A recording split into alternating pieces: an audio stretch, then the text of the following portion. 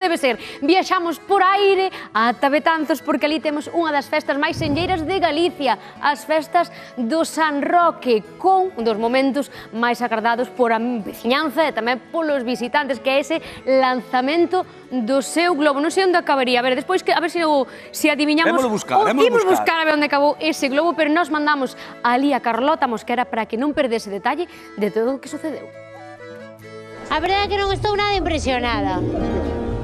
A ver, é bonito, un Stitch. A min dixeron que era un globo que tiña tiras humorísticas. Non estou nada impresionada. Mira, perdón.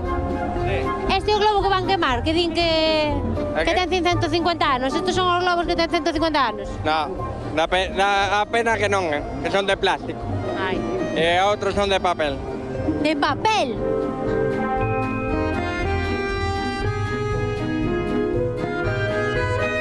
Manel, é probable que hoxe entres no globo a intentar encendelo. Sí, posiblemente entre. Vamos a recrear, imaginar que te estou poñendo o micro nese mesmo momento. Contame, como te estás sentindo dentro do globo, Manel? Tes unha calor enorme, son 150 grados máis ou menos que estás aí dentro. É unha hora que estás aí dentro. Un lume seguido, ao teu redor non tes escapatoria.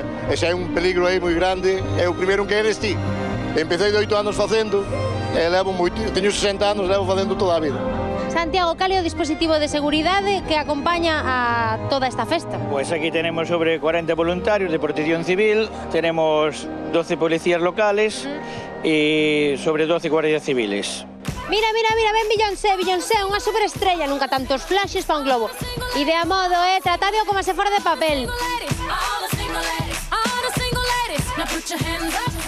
Son 25 metros de alto, 50 metros de circunferencia na punto máis alto da barriga e despois 2,5 metros na boca de diámetro. E eu entendo que a xente mira voceo non só para velo voar, senón para fixarse nesas viñetas satíricas que o debuxan. O problema das viñetas, que son sempre o mellor ou do mellor do globo, é que eso se poden apreciar ben unha vez xa está cheo de aire e se lle dan as voltas para lanzalo.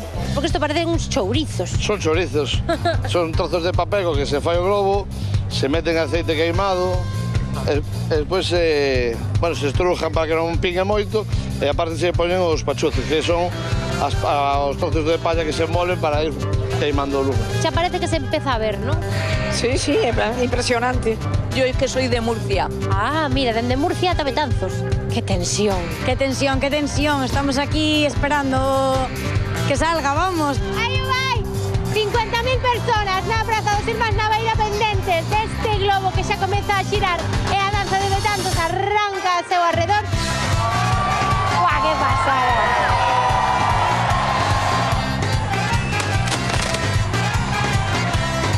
Un aeróstato de 50 metros construído únicamente con papel e engrudo, fariña de centeo. E alá foi, sabes onde caeu? Onde caeu? No encoro de Cecebre arredor das 2 da madrugada. Pois ainda chegou longe, Ainda andivo por aí, sí. E que che parece, Fátima, se seguimos, pois,